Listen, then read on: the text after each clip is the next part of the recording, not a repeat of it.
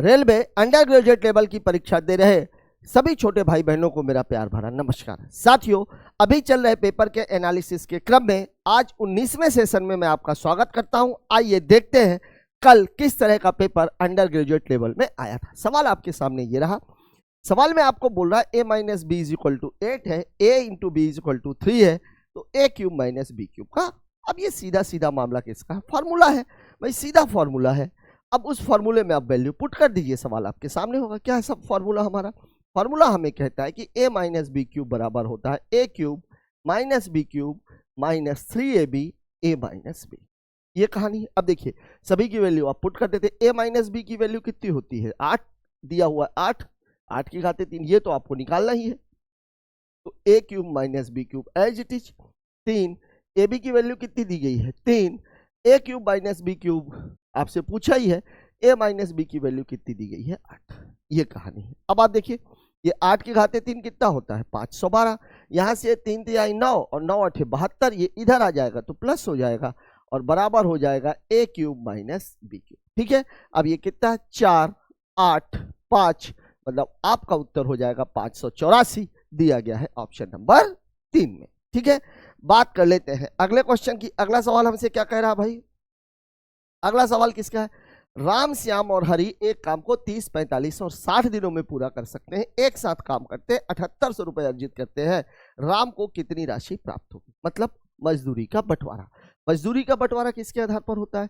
अगर सभी का काम अलग अलग है, मतलब किसी ने 10 काम किया, किसी ने 12 काम किया, किसी ने 15 काम किया, तो काम के आधार पर। लेकिन अगर सभी लोग एक साथ काम शुरू करें, एक साथ काम खत्म करें, तो अब ये कैसे डिसाइड होगा किसने ज्यादा काम किया? तो ये डिसाइड होता है उसकी क्षमता के आधार पर। जिसकी क्षमता ज्यादा होगी उसने काम ज्यादा किया होगा।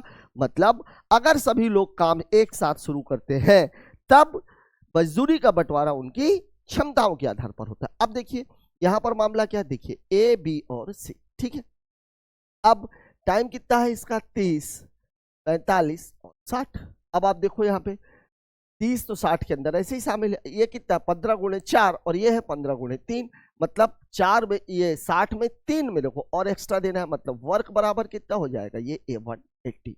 तो इसकी इफिशियंसी 6 भाग दे दिया, इसकी इफिशियंसी 4, इसकी इफिशियंसी 3। ये कहानी है आपकी।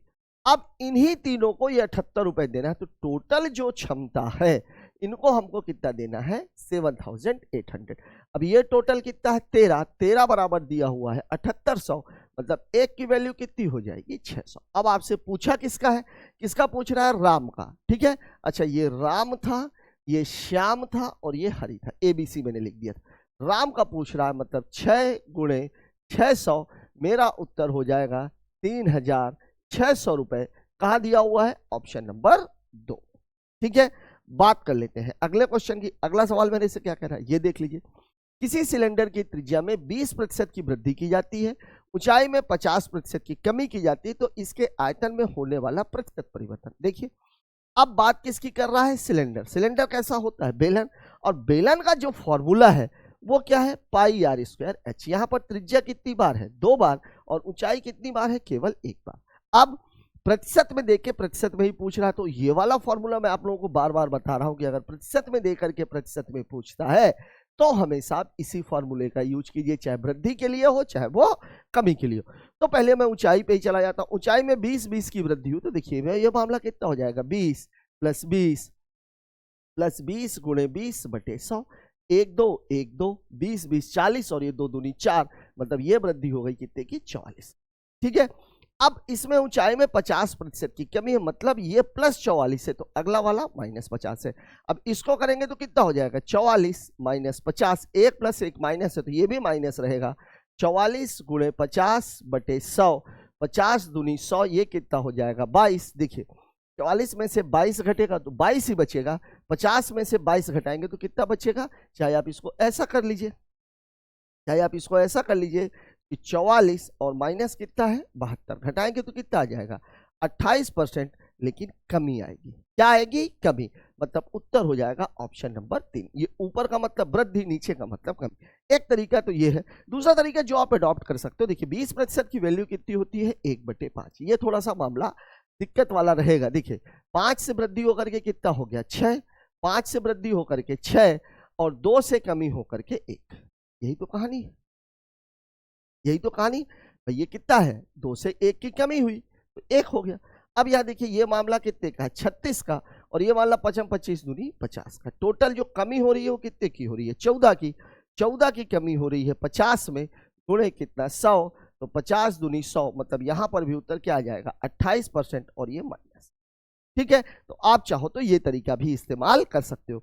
इसमें 2 बार कैलकुलेशन थी, अगर ये केवल 2% का मामला होता तो बेस्ट वे ये है, लेकिन अगर 2 से ज्यादा का मामला यहाँ हो सकता है, 4 का भी होता, 5 का भी होता तो भी कोई दिक्कत नहीं होती। तो एक तरीका ये भी है, लेकिन यहाँ के लिए आपको ये सारी वैल्यूज याद होना आवश्यक है। ठीक है, बात कर लेते हैं अगले क्वेश्चन की। अगला सवाल मेरे से क्या कह रहा है ये देख लीजिए। 2/3, 3/4, 4/5 और 1/3 का लघुत्तम समावर्तक, मतलब भिन्नों का लघुत्तम समावर्तक। तो जो भिन्नों का एलसीएम है, भिन्नों का जो एलसीएम है, इसमें क्या करते हैं हम निकालते हैं अंशों का एलसीएम और बटे क्या करते हैं हरों का एचसीएफ। कहानी तो ये रहती है। अब एचसीएफ में भी एक बात ध्यान में रखनी है कि अगर दी गई संख्याओं में एक संख्या अगर प्राइम नंबर है तो या तो उसका एचसीएफ 1 होगा और या तो वो प्राइम नंबर ही होगा। लेकिन अगर एक से ज्यादा प्राइम नंबर्स आ गए, इसका मतलब यह है कि उसका एचसीएफ सदैव 1 होगा। अब यहां देखो आप, 3 भी प्राइम नंबर है, 3 भी प्राइम नंबर है, ठीक है ना। प्राइम नंबरों की संख्या कितनी हो गई 2, 5 भी प्राइम नंबर है, 3 प्राइम नंबर है, मतलब एक चीज तो पक्की हो गई कि एचसीएफ इसका 1 ही आएगा। अब आपको 2, 3, 4 और 1 का क्या निकालना है, 2, 3, 4, 1 का आपको क्या निकालना है एलसीएम। एलसीएम देखिए, अब ये 4 में तो 2 शामिल है, तो 4 तिहाई 12, मतलब आपका उत्तर 12/1, मतलब एलसीएम आ जाएगा 12, दिया गया है ऑप्शन नंबर 3 में। लग गया सवाल, ठीक है। बात कर लेते हैं अगले क्वेश्चन की। अगला सवाल हमसे क्या कह रहा है देख लीजिए। सवाल आपको बोला कॉलेज पी में 180 छात्रों ने 88 के औसत अंक प्राप्त किए, कॉलेज क्यू में 320 छात्रों ने 72 के औसत अंक प्राप्त किए हैं, दोनों कॉलेजों के कुल औसत अंक। यहाँ पर हमारे बच्चे क्या करते हैं, 180 गुणे 88, 320 गुणे 72/72 धन 88, कोई मतलब नहीं। देखिए औसत का मतलब ये होता है कि आप मान लीजिए ना भाई, इन दोनों में कम कौन सा, देखिए 88 है और ये 72 है, इन दोनों में कम औसत किसका है, 72 का। मैं एक काम करता हूँ, सभी को 72 मान लेता हूँ, तो यहाँ जो बढ़ेगा वो कितना बढ़ेगा 16, और ये 16 बढ़ेगा कितने का बढ़ेगा 180 का। लेकिन अभी आपको ये भी लग रहा होगा कि यार 180 और 320 ये भी डाटा है, एक काम करते हैं इसको काट लेते हैं, तो 20 नहीं है 180 और 20 16। अब आप सवाल को ऐसे पढ़ो कि 9 छात्रों ने 88 और 16 छात्रों ने 72 अंक प्राप्त किए, ये कहानी, ठीक है। अब मेरा कम अंक कौन सा है 72, और ये जो 88 है ये 72 से कितना ज्यादा है, कितना ज्यादा, 88 माइनस 72, 8 में से 2 गया 16, कितना ज्यादा है 16। मतलब मैं ये कहना चाह रहा हूं कि अगर मैं सभी को 72 दे देता तो 9 लड़कों के 16 नंबर ज्यादा थे, तो जो टोटल मैंने औसत कितना माना है 72, 16 नंबर ज्यादा है कितने लड़कों के, 9 लड़कों के। लेकिन अब ये बटेंगे सभी में, सभी में, सभी में, ये देख लीजिए, तो ये कितना हो गया 144 बटे कितना 25। अब मैं बार बार बोलता हूं कि 25 का भाग मतलब 4 का गुणा, तो 4 चौके 16, 4 चौके 16, 4 चौके 16, 1 17, ठीक है ना, 4 एकम 4 और 1 5, और 2 अंकों के बाद दशमलव, और 72 आपका पहले से ही है, तो 72 और 5 कितना हो गया ये 77, मतलब मेरा उत्तर हो जाएगा 77.76, दिया गया है ऑप्शन नंबर 3 में। यहां पर ये बात ध्यान रखिएगा, चूंकि 180 और 320 था इसलिए मैंने इसको रेशियो में कन्वर्ट किया। अगर ये छोटा छोटा डाटा होता 4-5 का होता तो फिर कोई दिक्कत नहीं थी, फिर मैं सीधा सीधा क्या करता, 16 में जैसे 180 है उसकी जगह अगर 4 या 5 होता तो मैं सीधा सीधा गुणा मार के सवाल को लगा देता। बात करते हैं अगले क्वेश्चन की। इस सवाल में क्या बोला, 2 संख्याओं का अनुपात 10:7 है और उनका अंतर 105 है, संख्याओं का योग। देखिए रेशियो का बिल्कुल बेसिक सा सवाल, अंतर 10 और 7 का अंतर कितने का है 3 का, इसकी वैल्यू आपको दी गई है। योग कितना होगा 10 और 7 17, मतलब 3 का मान दिया हुआ है और 17 का मान आपसे पूछा जा रहा है। मैं ये कह रहा हूं कि इनका जो अंतर है वो 3 है, इसकी वैल्यू उसने 135 दे रखी है, मतलब 1 बराबर कितना हो जाएगा 4 और 3 बचे 15, और आपसे सम पूछ रहा है तो सम कितना हो जाएगा ये 17, तो 17 गुणे 45, तो 17 पना 85, 17 चौके 68 और 8 76, 765 मेरा उत्तर आ जाएगा।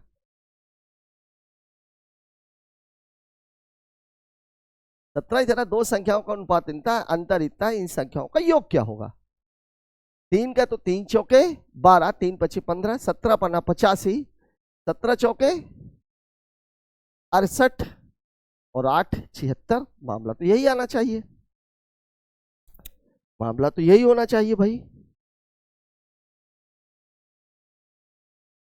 10 और 7 ही है ना, तो गुणा गड़बड़ कर रहा हूं क्या मैं? 68 ही तो होता है।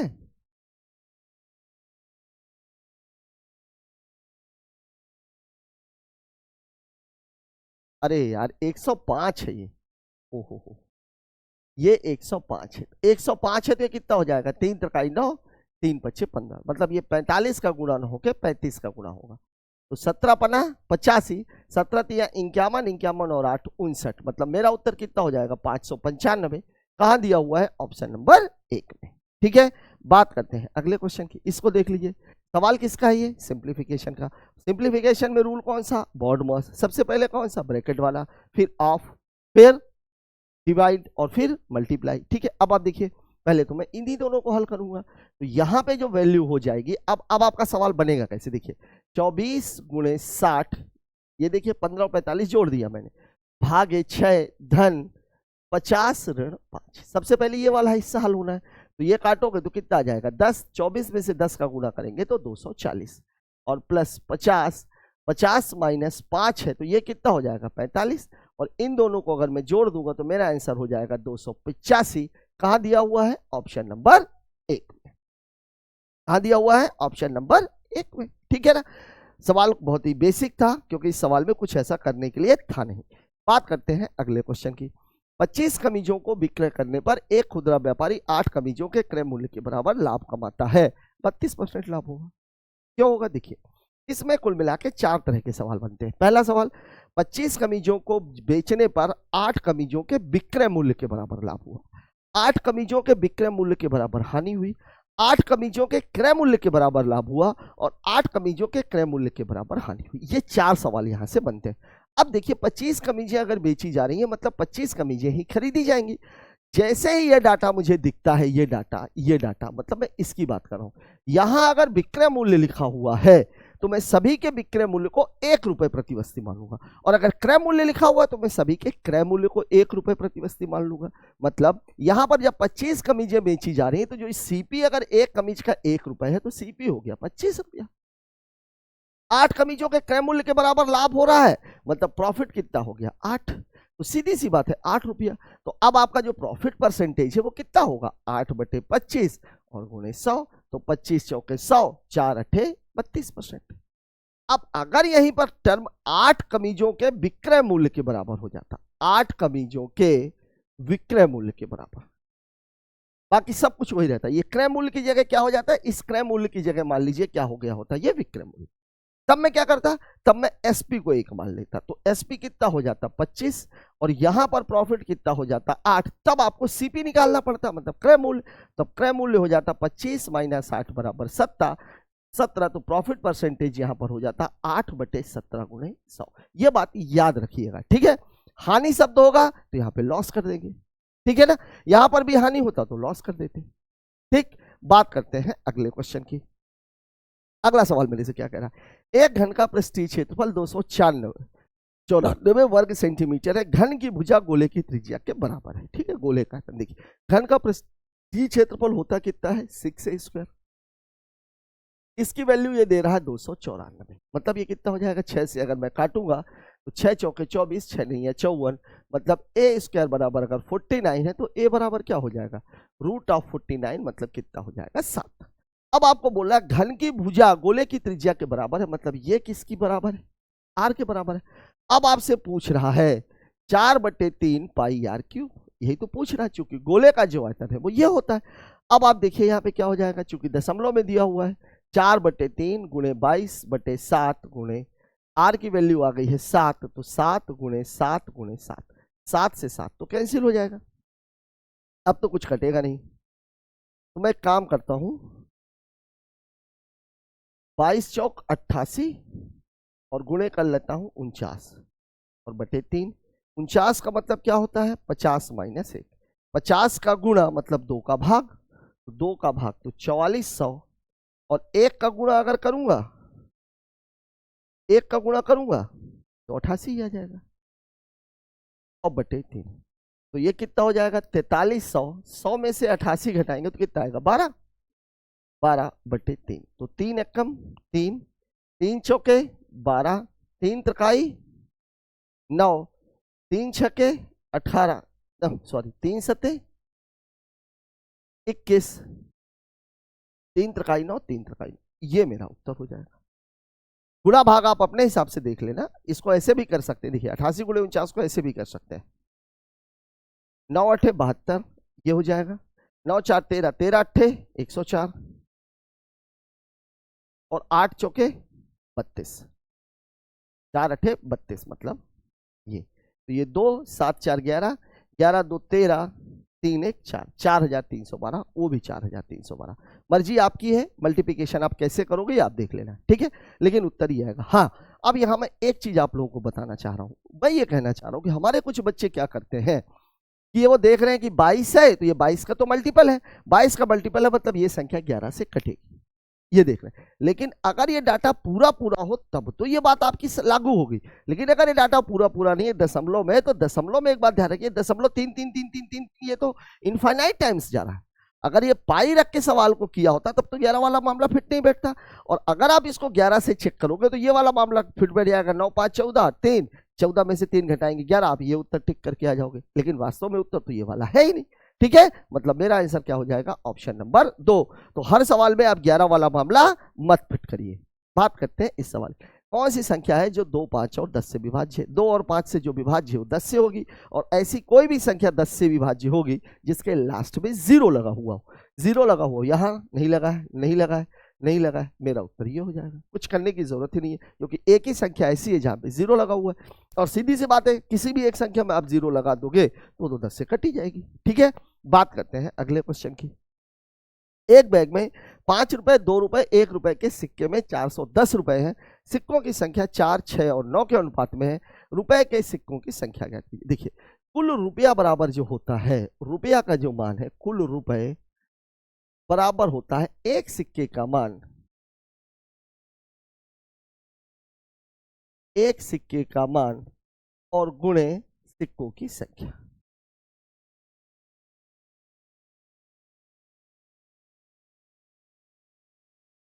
ये कहानी बनती है। अब आप देखिए रुपए कितने कितने वाले, एक सिक्का है 5 रुपए का, एक है 2 रुपए का और एक है 1 रुपया। ये तो हो गया एक सिक्के का मान। इनकी जो संख्या है, संख्या कितनी कितनी दी गई है, 4, 6 और 9। तो अब इन दोनों को मल्टीप्लाई करना पड़ेगा, तो 5 चौके 20, मतलब 5 रुपए वाले की वैल्यू 20 है, 2 रुपए वाले की वैल्यू 12 है, और 1 रुपए वाले की वैल्यू कितनी है, 9। अब आप चाहो तो इसको रेशियो में बदल भी सकते हो, लेकिन कोई मतलब नहीं है, मैं सीधे सीधे कर देता हूं। ये कितना हो जाएगा 41, ठीक है। मेरे हिसाब से 41 रुपए होनी चाहिए, लेकिन सवाल बोल रहा 41 नहीं है, 41 की वैल्यू कितनी है 410, मतलब 1 की वैल्यू कितनी हो गई 10, यही तो कहानी है।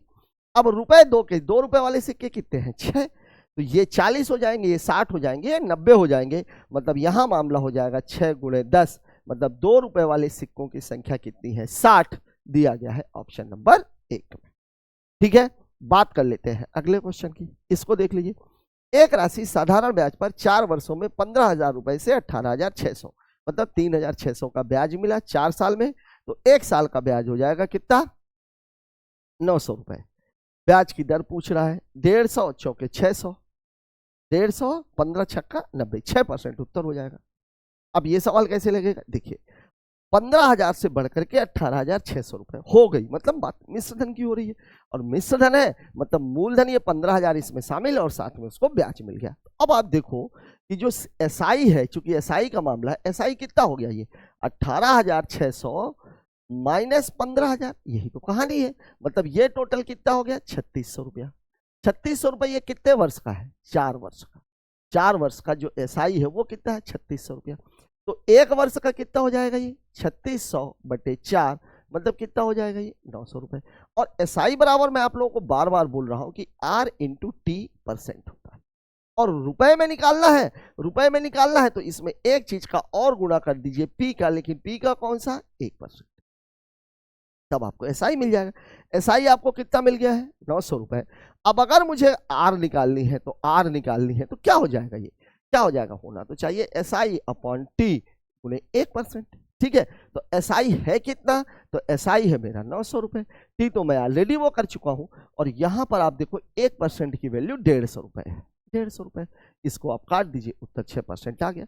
अब ये सवाल करने की भी जरूरत नहीं है, सवाल आप पढ़ते, मैं आपको बार बार ये बात बोल रहा हूं कि एसआई के 90% क्वेश्चंस में आपको कलम चलाने की आवश्यकता नहीं है, अगर सही तरीके से आप एसआई को करें तो। बात करते हैं अगले क्वेश्चन की। अगला सवाल मेरे से क्या कह रहा है, देख लीजिए भाई। एक वृत्त में ए बी व्यास है, ठीक है, और सी डी एक जीवा है। ठीक, बना लेते हैं। ये हो गया मामला, ठीक है, ये व्यास है। यहां पे मान लीजिए इसका एक केंद्र बिंदु है, ये ए बी है, ये है ए बी। इसकी एक जीवा है, इसको मैं बोल देता हूं सी डी। ठीक है, वृत्त के बाहर, अब वृत्त के बाहर कर दीजिए और यहां से इसको मिला दीजिए। किस बिंदु पर मिल रहे हैं? ये पी पर मिल रहे हैं। ठीक है, पीडी बराबर 15.3, इसकी वैल्यू कितना दे रहा है? 15.3। सीडी बराबर दे रहा है 11.9, ये 11.9 दे रहा है। एपी बराबर, एपी पूरी की पूरी 30.6। तो अगर मेरे को ये लेना है, ये ओ है, तो अगर मैं इसको एक्स मानूंगा, इसको एक्स मानूंगा, और ये एपी पूरा दिया हुआ है,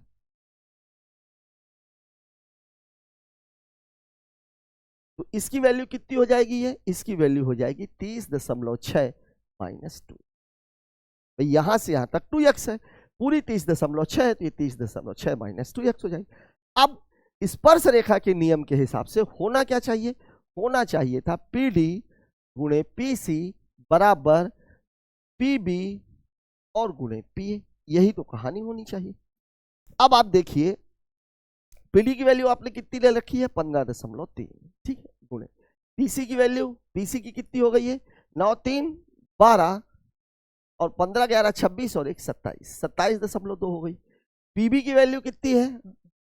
पीबी की वैल्यू कितनी है? ये है 30.6 माइनस 2x, और इसकी वैल्यू कितनी है? पूरे पीए की वैल्यू कितनी है? तो ये है 30. ये कहानी, ठीक है ना। अब देखिए, अगर मैं काटूंगा तो ये कितनी बार कट रहा है? 2 बार, ये 2 बार कट रहा है।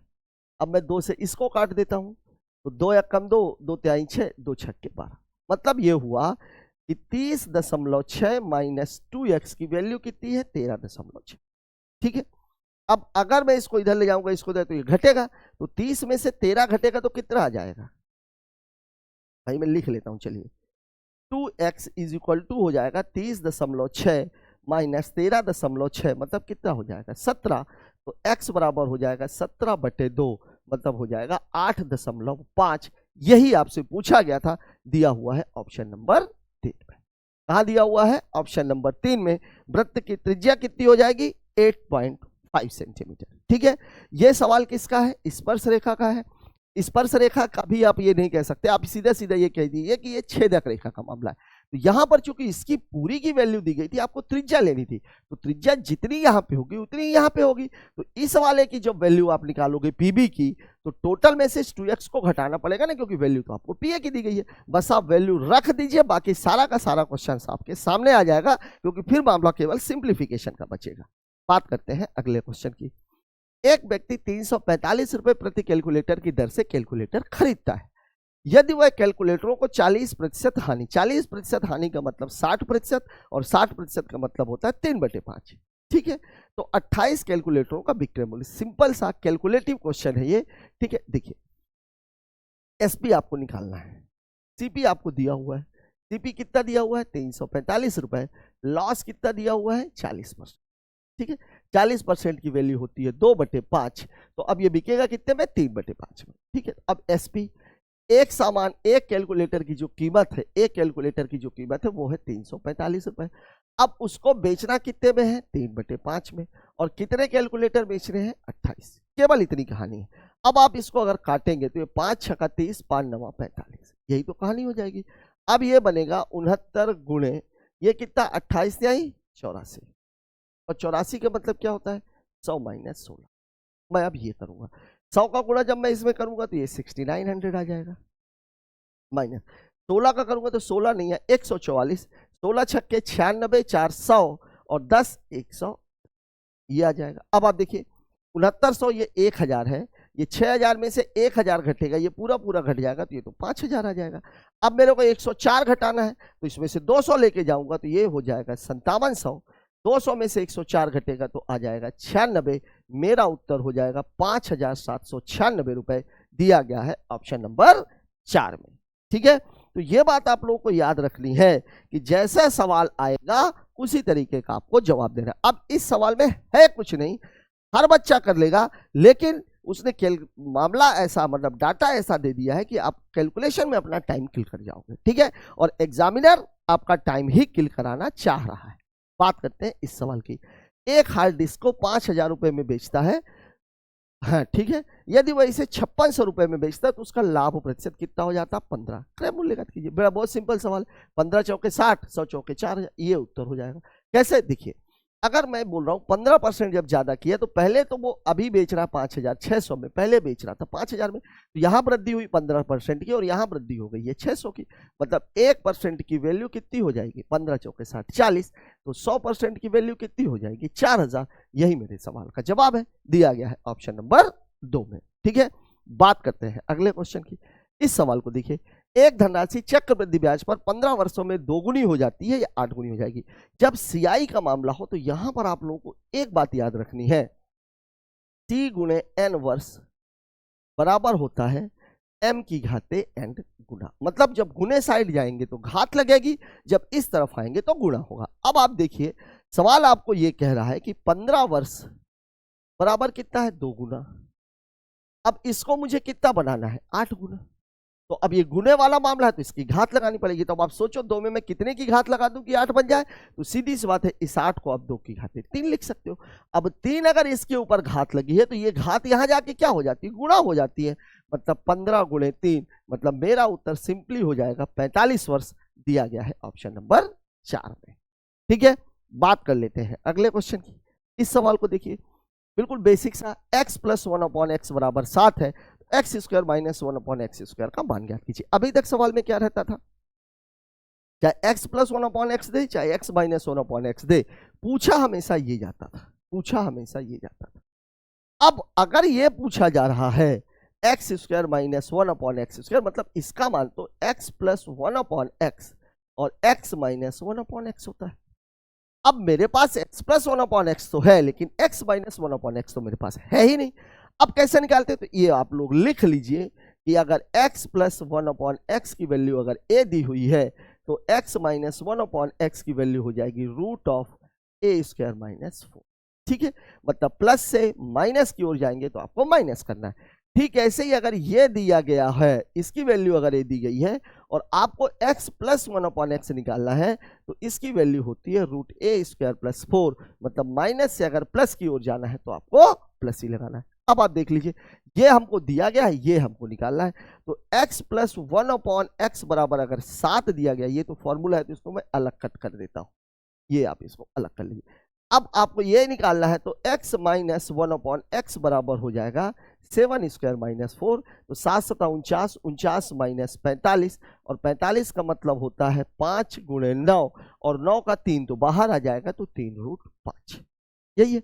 अब यहाँ पे कितना है, ये 7 है और 3 रूट 5 है, मतलब मेरा आंसर कितना हो जाएगा 21 रूट 5, कहाँ दिया हुआ है ऑप्शन नंबर 4 में। ठीक है, ये बात आप लोग ये रख लीजिए, क्योंकि अभी आगे हो सकता है कि सवाल को अब थोड़ा सा और आगे चेंज किया जाए। बात करते हैं अगले क्वेश्चन की। यहां देख लीजिए, साइन थीटा बराबर 12/13 दिया हुआ है, tan theta plus sec theta, cosec theta minus cot theta minus 2 है क्या, चलिए ठीक है जो भी है। ठीक है, अब आप देखिए मैं इसमें ज्यादा कुछ करूंगा ही नहीं, मैं क्या करूंगा, देखिए साइन थीटा बराबर होता क्या है लंब बटे कर्ण, चूंकि वैल्यू दे दिया तो मैं अब सवाल को हल करने तो जाने से रहा। ये दिया हुआ है 12, ये दिया हुआ है 13, ठीक है ना, ये 5 12 13 की ट्रिपलेट होती है, मतलब इससे आप ये कह सकते हो कि इसका जो आधार है ये होता है 5, क्योंकि 5 12 और 13 ये ट्रिपलेट है, ये ट्रिपलेट है। अब आप देखिए तो कॉस थीटा की वैल्यू कितनी हो जाएगी, कॉस थीटा की वैल्यू हो जाएगी 5/13 और टेन थीटा की वैल्यू कितनी हो जाएगी, तो टेन थीटा की वैल्यू हो जाएगी 12/5। ये कहानी हो गई। अब इसकी आप वैल्यू को पेस्ट कर दीजिए। देखिए तो ये हो गया 12/5 tan theta plus sec theta cos का उल्टा होता है तो 13/5 इसका स्क्वायर है। ठीक है, अब यहां देखिए आप कॉसेक थीटा साइन थीटा का अपोजिट होता है तो ये 13/12 हो जाएगा। 13/12 minus cot theta tan theta का अपोजिट होता है तो 5/12, 5/12 और ये है -2। ये कहानी। अब आप देखिए इनका एलसीएम कितना आ जाएगा 5, ऊपर कितना हो जाएगा 12 और 13 25। यहाँ पे क्या आ जाएगा, इसका एलसीएम कितना आ जाएगा 12, 13 में से 5 घटेगा तो कितना आ जाएगा 8। ठीक है ना, तो ये 5 25 और ये कितना हो जाएगा 4 दूनी 8, 4 तिहाई 12। ठीक है, अब ये कितना हो गया, ये मामला ये स्क्वायर है और ये -2 है। ठीक है, तो ये 5 का स्क्वायर कितना हो गया 25। अब देखिए गुणे ही लगा हुआ, गुणे। यहां देखिए आप माइनस लगाओ तो जब माइनस को प्लस बनाएंगे तो ये 3/2 हो जाएगा। तो 3 का स्क्वायर और 2 का स्क्वायर, तो ये कितना हो जाएगा, ये 3 का स्क्वायर मतलब 25 गुणे 9 बटे कितना 4। ठीक है, तो 225/4 इस सवाल का जवाब है, दिया हुआ है ऑप्शन नंबर 4 में। कहा दिया हुआ है, ऑप्शन नंबर 4 में। लग गया सवाल। देखिए 25 नहीं है, कितना होगा 225/4, ये बन गया उत्तर। ठीक है, बात कर लेते हैं अगले क्वेश्चन की। इसको देख लीजिए। किसी ने 10 किलोमीटर प्रति घंटा, 30 किलोमीटर प्रति घंटा और 2 किलोमीटर की गति से समान दूरी तय की, समान दूरी तय की। ठीक है ना, अब आपसे पूछ रहा 38 मिनट का समय लिया, कुल दूरी ज्ञात कीजिए। अब इसमें मेरे पास भैया 10 किलोमीटर, 30 किलोमीटर, 2 किलोमीटर के लिए मेरे पास समय और दूरी तो है ही नहीं। तो क्या करते हैं, जब समान स्थिति में बटा होता तो सभी दूरियों को कितना मान लेते हैं, एक एक। ठीक है, तो अब यहां पर आप देखो, मैंने आप लोगों को बताया था कि जो एवरेज स्पीड है, एवरेज स्पीड है, ये क्या होता है, d1 plus d2 plus d3 बटे d1 upon s1 plus d2 upon s2 plus d3 upon s3। ये कहानी है। अब इसको तो हम सबको एक एक ही मान लेते हैं, मतलब ये पूरी कहानी तो 3 की ही रहेगी, 3 की रहेगी। और नीचे आप देखो कितना है, 1/10 प्लस 1/30 प्लस 1/2। अब इनका जो एलसीएम है वो 30 आएगा, तो 30 को मैं ऊपर ले लेता हूं, तो 3 गुणे 30/30। इसमें जब भाग देंगे तो कितना आएगा, ये 3 आएगा। इसमें भाग देंगे तो 1 आएगा और ये कितना आएगा 15। मतलब मेरे पास हो गया ये 90/19 किलोमीटर प्रति घंटा। ये तो हो गई हमारी चाल। ठीक है, अब आपसे दूरी पूछ रहा, तो दूरी बराबर क्या होता है, स्पीड इंटू टाइम। अब देखो आप स्पीड तो आपने 90/19 निकाल ली है, टाइम कितना दिया हुआ, टाइम दिया हुआ 38 मिनट। अब ये तो किलोमीटर प्रति घंटा में, वो मिनट में, तो इसको भी घंटे में बदल लेते हैं, तो 38/60। ठीक है, 19 दूनी 38, 0 से 0 कैंसिल, 2 तिहाई 6, 3 तिहाई 9, मतलब मेरा उत्तर हो जाएगा 3 किलोमीटर। कहां दिया हुआ है, ऑप्शन नंबर 2 में। ऑप्शन नंबर 2 में 3 लेके चले थे, 3 पे ही आके अटक गए। ठीक है, बात कर लेते हैं अगले क्वेश्चन की। इसको देख लीजिए, 15,000 रुपए की राशि, वही है क्या, अच्छा सेम सवाल रिपीट हो गया। इसको देख लीजिए, वह छोटी से छोटी संख्या क्या है जिसे 18, 48 से 120 से विभाजित करने पर प्रत्येक स्थिति में शेषफल 5 प्राप्त हो। ठीक है, मतलब जब शेषफल समान होता है तो हमारी कहानी क्या बनती है, एलसीएम प्लस एलसीएम प्लस समान शेष, यही बनेगा ना, एलसीएम प्लस समान शेष। अब आपको निकालना क्या है, 18, 48 और 120 का हमें क्या निकालना पड़ेगा, एलसीएम। ठीक है, तो एलसीएम प्लस क्या हो गया, एलसीएम प्लस समान शेष। अब देखिए एलसीएम प्लस समान शेष। अब देखिए यहां पर, अब समान शेष तो आपको पता है कि समान शेष कितना है, 5 है। मतलब मुझे निकालना क्या है, एलसीएम। और एलसीएम किसका निकालना है, 18, 48 और 120 का। ठीक है, अब आप देखिए एलसीएम अगर मैं 18, 48 और 120 का मैं एलसीएम निकालूंगा तो एलसीएम क्या होती है, या तो सबसे बड़ी संख्या और या तो बड़ी संख्या से भी बड़ा। ठीक है, तो अब अगर मैं 120 का एलसीएम निकालूंगा तो यहाँ 0 है, तो 2 गुणे 5 तो आएगा ही आएगा, बचेगा 12। तो 12 के लिए क्या, 4 तिहाई 12, मतलब मामला हो जाएगा 2 गुणे 2 का और 1 3 का और। ये हो गया, इसका मैंने गुणनखंड कर लिया, ये कह सकते हो। देखिए 18 बनाना है तो 18 के लिए 2 तिहाई 6 तो है, 1 3 और चाहिए, ये 18 बन गया। 48 बनाने के लिए 16 चाहिए, तो 2 दूनी 4 दूनी 8 और 16 तिया 48 बाई 8 3 24 तो बनना, 1 2 और चाहिए, 1 2 और हो गया। अब आप देखिए आपने एक्स्ट्रा क्या दिया, ये 2 दिया और ये 3 दिया, मतलब इसी में मैं 6 का गुणा कर दूंगा, तो इसका जो एलसीएम है वो कितना हो जाएगा 720, और हमारा उत्तर क्या होना चाहिए 720 प्लस समान शेष कितना है 5, मतलब मेरा आंसर हो जाएगा 725, दिया गया है ऑप्शन नंबर 3 में। ठीक है, बात कर लेते हैं अगले क्वेश्चन की। अगला सवाल क्या कह रहा है, देखिए एक नगर की जनसंख्या 5% प्रति वार्षिक दर से बढ़ती है, इसकी वर्तमान जनसंख्या 100 है, तो 2 वर्ष पूर्व इसकी जनसंख्या, देखिए 5% का मामला कितना होता है भाई 1/20 का, और बढ़ रही है, मतलब मामला पहले 20 था अब बढ़ करके 21 हो गया है। अगर ये 2 साल का मामला है तो कहानी ये है, मतलब यहां कहानी है 400 की और यहां कहानी है 441 की।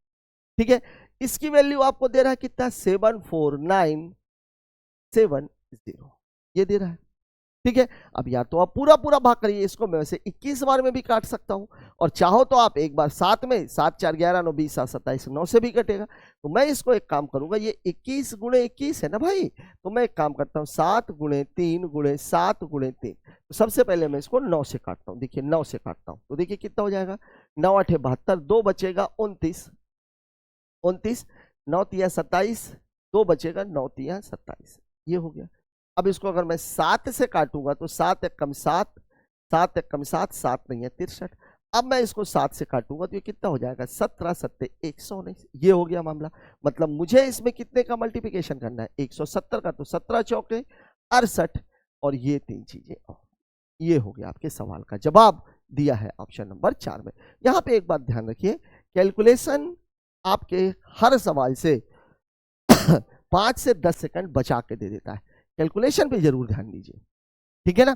तो यहां पर जैसे हमको दिख गया 400, अगर मैं इसको 441 से डायरेक्ट भाग देने लगता तो दिक्कत हो जाती, लेकिन ये तो मुझे पता है ना भाई कि 441 21 और 21 को मिला के बना है, और 21 जो है वो 7 गुणे 3 से मिला करके बना हुआ है।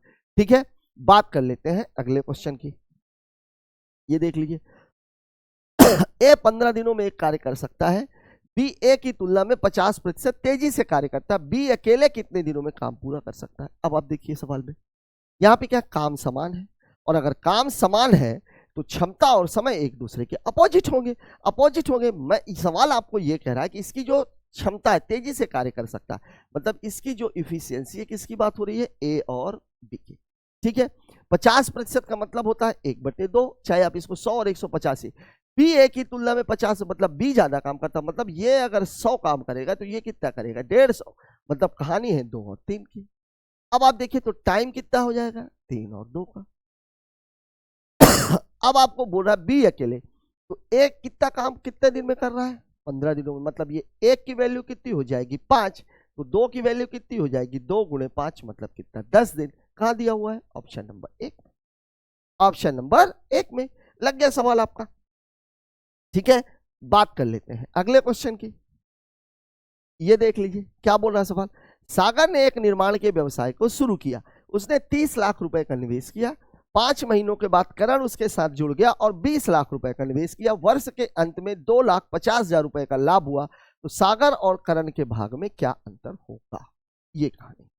ठीक है, मैंने आप लोगों को इसमें क्या बताया था कि जो लाभ का जो बंटवारा है वो हमेशा पूंजी और समय के गुणनफल के अनुपात में होता है, यही तो कहानी है भाई इसकी। तो सबसे पहले तो मैंने आपको क्या बोला था, सागर और करण 2 लोग हैं, देखिए ये सागर है और ये करण। सबसे पहले आप पूंजी को छोटा कर लीजिए, तो यहां पे मेरे को बोल रहा है ये 30 लाख रुपया, 3 2 5, और यहां पे ये बोल रहा है 20 लाख रुपया, 3 और ये 2 5।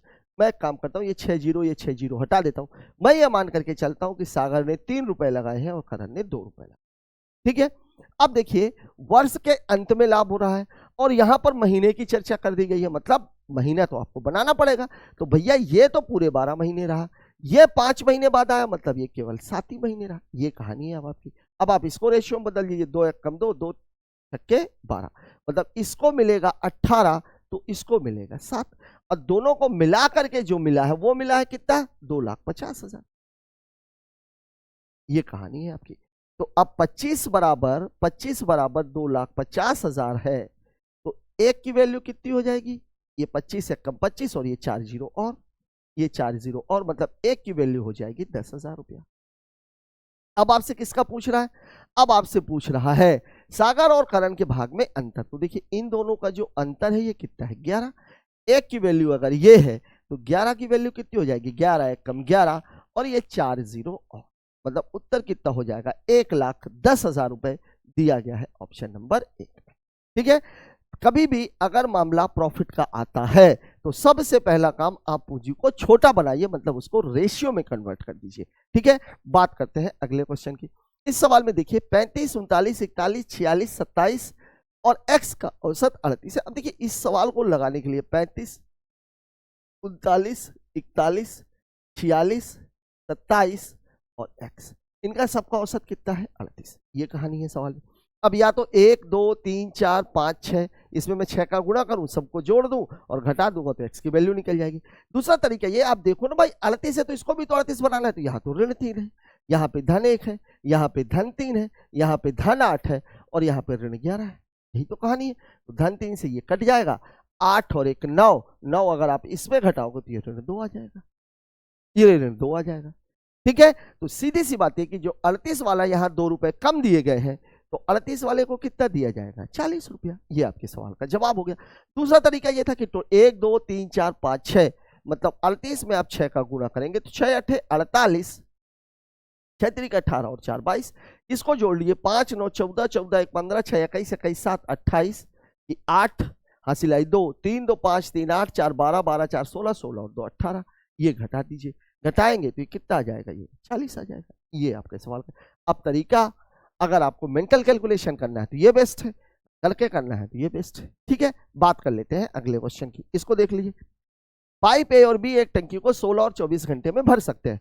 पाइप सी टंकी को 12 घंटे में खाली कर सकता है। तीनों पाइपों को एक साथ खोल दिया गया, मतलब ए बी और सी निकास नल है और ए बी सी की कहानी है। ठीक है, देखिए ए कितने में भर रहा है? 16 में, ये 24 में, सी कितनी देर में खाली कर रहा है? 12 में।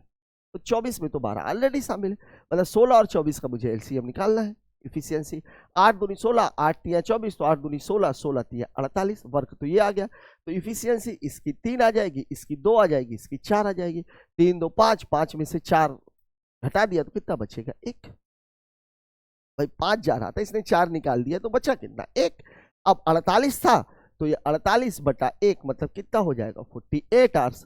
कहाँ दिया हुआ है? ऑप्शन नंबर 1 में। ये आपके सवाल का जवाब हो गया। ठीक है ना, बात कर लेते हैं अगले क्वेश्चन की। अगला सवाल क्या बोल रहा है देखिए जरा। 5 घंटे में एक कार 150 किलोमीटर की दूरी तय करती है। यदि वह अपनी सामान्य चाल की 1/3 चाल से यात्रा करे तो समान दूरी तय करने में कितना अधिक समय लगेगा? मैं बार बार ये बात बोल रहा हूं कि टाइम, डिस्टेंस एंड स्पीड के 80% क्वेश्चन केवल एक थीम पर है। दूरी समान है तो चाल और समय का अनुपात एक दूसरे का अपोजिट होगा। ये थीम है इसकी। अब आप देखिए 150 किलोमीटर चाल को क्या कर रहा है? वो 1/3 कर देता है। मतलब मान लीजिए कि ये फर्स्ट स्टेज है, ये सेकंड स्टेज है, मतलब ऐसे लिख देता हूं, ये पहले है और ये बाद में है। ठीक है, तो स्पीड पहले 3 थी तो इसको घटा करके उसने 1 कर दिया, तो टाइम क्या होना चाहिए? 1 है तो ये कितना होना चाहिए? 3। ठीक है, अब आपको बोल रहा है तो समान दूरी तय करने में कितना अधिक समय लगे? अधिक। अब आप खुद देखो, यहां जब उसको 1 समय लग रहा था तो 1 की वैल्यू कितनी है? 5 घंटे। अब अधिक पूछ रहा तो अधिक इसको कितना लग रहा है? 2। तो जब 1 की वैल्यू 5 घंटे तो 2 की वैल्यू कितनी हो जाएगी? 2 गुणे 5, मतलब मेरा आंसर कितना हो जाएगा? 10 घंटे। कहां दिया हुआ है? ऑप्शन नंबर 3 में। ठीक है, लग गया सवाल। ठीक है, बात करते हैं अगले क्वेश्चन की। इसको देखिए। एक कमरे की विमाएं 60 मीटर, 40 मीटर और 20 मीटर के घनाभ के आकार में है। घनाभ के आयतन का 3/4 पहले से ही भरा हुआ है। भरा हुआ है 3/4 मतलब खाली हो गया 1/4। घन का आयतन 10 मीटर क्यूब है तो शेष स्थान में कितने घनाकार बक्सों को संग्रहित किया जा सकता है? अब आप देखिए, जितनी जगह खाली है उसी में तो आप घनाकार बक्से रखोगे, और जगह भरी कितनी है? 3/4, तो खाली कितनी होगी? 1/4। और जगह है कितनी? तो घनाभ का आयतन निकाल दीजिए, और घनाभ का आयतन क्या होता है? तो L गुणे B गुणे H। अब आप देखिए ये कितना है? 60, फिर कितना है? 40, और फिर कितना है? 20। यही तो कहानी है। इसमें आपके पास अवेलेबल कितना है? 1/4। ये कहानी, ठीक है ना। अब आप इसमें देखो कि जो घन का आकार है वो कितना है? 10 गुणे 10 और गुणे 10। ये कहानी है आपकी। अब आप चाहो तो इसको काट लीजिए, ये हो जाएगा 10, ये 10 से 10 कैंसिल, 0 0 0 0, 6 दूनी 12, मतलब मेरा आंसर हो जाएगा 12, दिया गया है ऑप्शन नंबर 1 में। एक भाई सीधी सी बात ये है, अगर इस पूरे कमरे, मान लीजिए जिस कमरे में मैं खड़ा हुआ हूं, इस पूरे कमरे में मैं अगर कोई चीज रखूं और ये कमरा पूरे तरीके से भर जाए, तो दोनों का आयतन समान है, तभी तो भरेगा, ठीक है ना। दोनों का आयतन समान है, तो पहले तो हम ये देखें कि जो हमको घन रखना है वो बचे हुए हिस्से में रखना है। तो बचा हुआ हिस्सा कितना टोटल ये है, उसमें से 3/4 भर गया है, मतलब 1/4 मेरे पास बचा हुआ है। और इसमें जो मुझे आकृति रखनी है वो 10 गुणे 10 गुणे 10 के आकार की है। सीधे सीधे लग गया सवाल, ठीक है ना। बात करते हैं अगले क्वेश्चन की। ये देख लीजिए, राघव अपनी आय का 80% व्यय करता है, उसकी आय में 12% की वृद्धि होती है, उसके व्यय में 17.5% की वृद्धि होती है। 17.5% की वृद्धि होती है, तो उसकी बचत में कितने प्रतिशत की कमी हुई है? ठीक है, चलिए देख लेते हैं। 17.5 मेरे को कुछ ठीक नहीं लग रहा, खैर भाड़ में जाए अपने को। मैंने आपको क्या बोला था कि आय बराबर क्या होता है? आय बराबर होता है व्यय धन बचत, यही तो कहानी रहती है हमेशा। अब प्रतिशत देके प्रतिशत पूछा तो सवाल को कहीं भी कैलकुलेशन में मत चले जाइएगा, ठीक है। करना क्या है ये देखिए, आय को हम हमेशा कितना मानते हैं? 100। सवाल में उसने 80% व्यय बोल दिया, तो व्यय अगर 80 कर रहा है, व्यय अगर वो 80 कर रहा है, इसका मतलब बचत कितने की कर रहा है? 20 की। तो रेशियो निकालेंगे तो ये 1, तो ये 4, तो ये 5, मतलब पूरी कहानी है 5 बराबर 4 धन 1 की, ठीक है। आय में कितने की वृद्धि हो रही है? 12 की, मतलब यहां तो 12 की वृद्धि हो रही है। व्यय में कितने की वृद्धि हो रही है? तो 17.5 की हो रही है। इसकी वैल्यू आपको निकालनी है, ये कहानी है। अब आप देखिए, ये 12 पंचे 60 हो गया, और इसको करेंगे तो 17 चौक 61 हो रही है, कितना हो गया? 70 हो गया, और प्लस कितना हो गया? x। तो x बराबर कितना हो जाएगा? 60 माइनस 70, मतलब कितना हो जाएगा? ये 10%। 10% की कमी हो जाएगी, ये कमी हो जाएगी, ये ध्यान रखिएगा। 10% की क्या हो जाएगी? इसकी कमी हो जाएगी, ठीक है। और कमी तो आपसे पूछा भी हुआ है, तो खैर -10 लिखने की जरूरत भी नहीं। बात करते हैं अगले क्वेश्चन की। एक चतुर्भुज PQRS में QS चतुर्भुज को, QS मतलब विकर्ण चतुर्भुज को त्रिभुज PQS और QRS के क्षेत्रफल में 2:3 के अनुपात में विभाजित करता है। PX लंब OS, मतलब ऊंचाई दे दिया, RY लंब QS, ये भी ऊंचाई दे दिया, तो PX अनुपाते RY, PX अनुपाते RY, वैसे 2:3 ही होगा। चलिए चित्र बना लेते हैं। देखिए, एक चतुर्भुज मान लीजिए, ये मामला है, ऐसा बोल रहा है, ये है P Q R और S, ठीक है। इस QS को इसने मिला दिया, QS को इसने मिला दिया, तो दो त्रिभुज बन गए। एक बन गया PQS, और दूसरा कौन सा बोल रहा है? दूसरा बोल रहा है QRS, QRS, ठीक है। अब ये इनका जो क्षेत्रफलों का अनुपात है 2:3 है। PX लंब QX, ठीक है। अब आप देखो, यहां से कहानी घूम रही है। PX इस पर लंब है, ये लंब है, ये PX है, और क्या बोल रहा है? RY भी लंब QX पर है, ये भी लंब है, ये Y है, ठीक है। तो PX अनुपाते RY, तो PX अनुपाते RY जो क्षेत्रफल का अनुपात है वही इसका भी अनुपात होगा, उत्तर हो जाएगा। अब देखिए क्यों, देखिए त्रिभुज PQS, अब त्रिभुज का क्षेत्रफल बराबर क्या होता है? 1/2 गुणे आधार गुणे ऊंचाई। यहां ध्यान दीजिएगा, एक ही आधार पर बने हुए त्रिभुज अगर समान ऊंचाई के हैं तो उनका क्षेत्रफल समान होता है, और अगर ऊंचाई अलग अलग है तो उनका जो क्षेत्रफल है वो हमेशा ऊंचाइयों के अनुपात में होगा। क्यों? क्योंकि आधार समान है। यहां देखिए 1/2 गुणे आधार गुणे ऊंचाई, और यहां भी 1/2 गुणे आधार गुणे ऊंचाई, यही तो कहानी है, यही तो कहानी है। ये किसका है? QRS का, त्रिभुज QRS, इसका जो रेशियो है वो 2:3 है। अब अगर ये आप देखो, आधार तो दोनों का समान है, आधार तो इसका भी QS है, इसका भी QS है, ये दोनों कैंसिल, ये दोनों कैंसिल। इसको अगर मैं H1 मान लूं, क्या दिया हुआ ऊंचाई? ये लिख लेते हैं, ये जो दिया हुआ है इसने क्या दे रखी है? ऊंचाई, ये PX दे रखी है, और ये वाली कौन सी दे रखी है? RY दे रखी है। तो सीधी सी बात है, अगर ये 2:3 है तो PX अनुपाते RY बराबर भी कितना हो जाएगा? 2:3, मतलब मेरे सवाल का जवाब है ऑप्शन नंबर 1।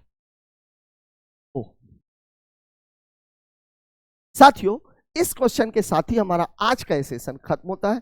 कुछ बहुत बढ़िया सवाल देखने को मिले और कुछ ऐसे सवाल देखने को मिले जो बिल्कुल इजी थे, थोड़ा सा कैलकुलेशन था। मैं आप लोगों को केवल एक ही सलाह दूंगा, कैलकुलेशन की स्पीड को थोड़ा सा बढ़ाइए, क्योंकि अगर आपकी कैलकुलेशन कमजोर होगी तो निश्चित तौर पर आप टाइम को किल कर जाओगे और जहां पर आप पूरे के पूरे 30 क्वेश्चन अटेम्प्ट कर सकते हो वहां पर आप 25 से 26 27 क्वेश्चन में जाकर के अटक जाओगे और लास्ट के ये जो 1-2 नंबर है ये आपके ऊपर बहुत भारी पड़ेंगे। मिलते हैं कल एक और नए सेशन के साथ, तब तक के लिए जय हिंद।